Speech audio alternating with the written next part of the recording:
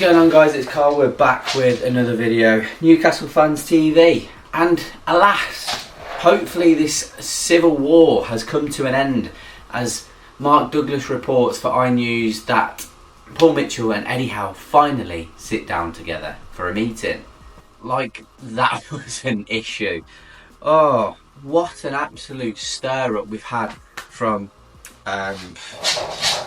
being completely honest, the likes of Craig Hope, etc. I think the only one that's really not stirred the pot, which is surprising, is Luke Edwards. He's remained relatively neutral across social media and Twitter, but we know Craig Hope likes to probably publish the stories that people don't, that other media outlets don't really want to, and they can be portrayed as very negative at times.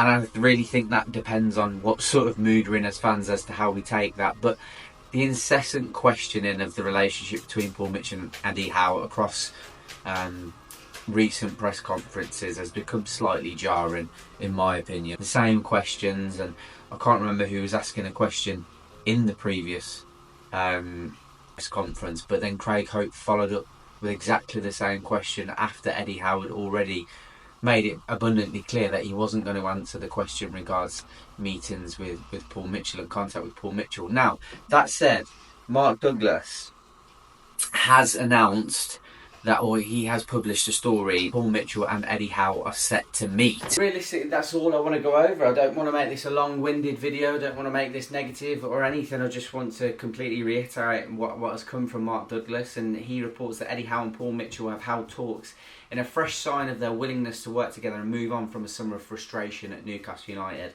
He goes on to say the relationship between head coach and director of football has been under intense scrutiny after a summer transfer window when the club failed to sign top target Mark Gahey.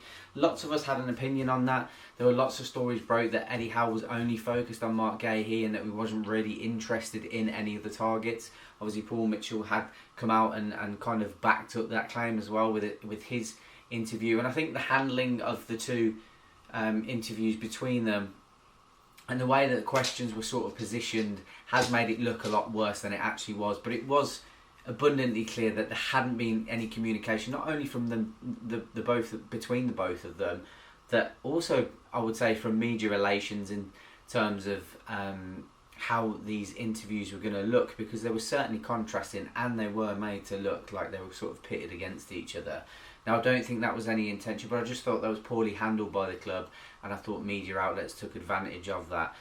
Eddie Howe admitted he hadn't spoken to Mitchell after the latter gave a wide-ranging interview during the September international break in which he criticised aspects of the club's recruitment. Again, I think that what he meant by that was the way that we recruit internationally in terms of young talent, as opposed to, and if he was talking about the likes of Bruno, I think he also meant that sort of position within how we acquire transfer targets isn't going to work moving forward, because we are clearly shackled by PSR, of course. A weekend report claiming Mitchell would leave Newcastle before Howe if a so-called power struggle continued has been dismissed, and majority owners, the Saudi Public Investment Fund, want the pair to work together as part of the new management structure. That is very positive, if to be believed, and I think that more than likely will be the case. You know, obviously the veil has sort of been lifted with regards to what that sort of protection that Eddie Howe might have had with Amanda Staveley and Mirdad there, that he has lost a very good relationship in that sense. So it is within his best interest to make this work with Paul Mitchell, and I have no doubt that he will do that. Howe said that he believed the club was unified, citing the relationship between himself, the players and the supporters as strong, but Mitchell's planned tweak of the recruitment remit and outlook is also understood to have his backing. Again, I think they very much align. If Paul Mitchell is looking to bring in younger talent within Newcastle that have a high ceiling and are potentially able to be used within to nullify PSR breaches or restraints moving forward, then we already know that Eddie Howe is more than happy to bring in players to develop rather than wanting to go out and spend 90 to 100 million pound on an already developed player. You know, yes, 70 million for Mark Gahey is definitely too much money, but it was still lots of there's still ceiling there for him to develop. So you would think that looking at the way that Paul Mitchell has recruited players in the past and the way that Eddie Howe likes to develop players, it's almost a no-brainer in terms of the relationship that they would have.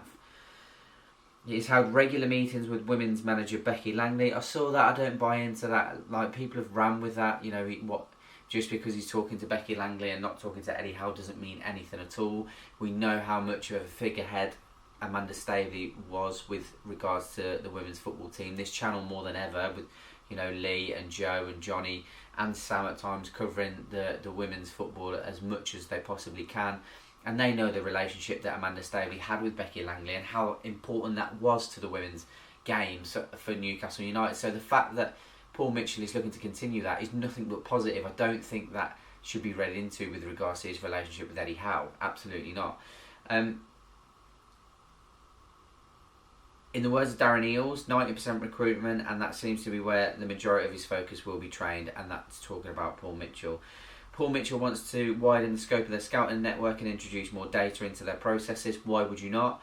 Both things that have the support of PIF. This is 2024, and using data-driven analysis to recruit the best players obviously makes sense if you want to be taken to the next level.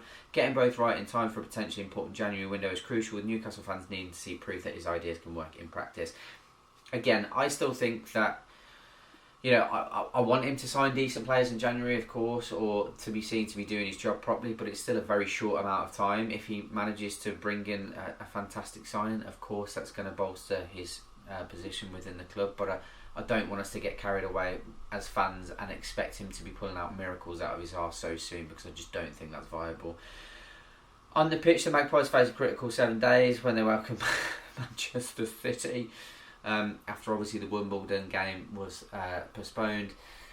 Won't go into too much detail about Adam Pearson's video on that, but very distasteful, and yeah, he should know better really. But I have seen that he's made an apology, which is good, and probably off the back of that publicity, to be fair, Newcastle United have donated £15,000 to help with reparations, which is fantastic, and imagine that they'll be getting a percentage of the gate as well, so they shouldn't have any issue raising the £50,000 down at Wimbledon to repair the ground, and I hope they get that sorted, because it's a terrible shame.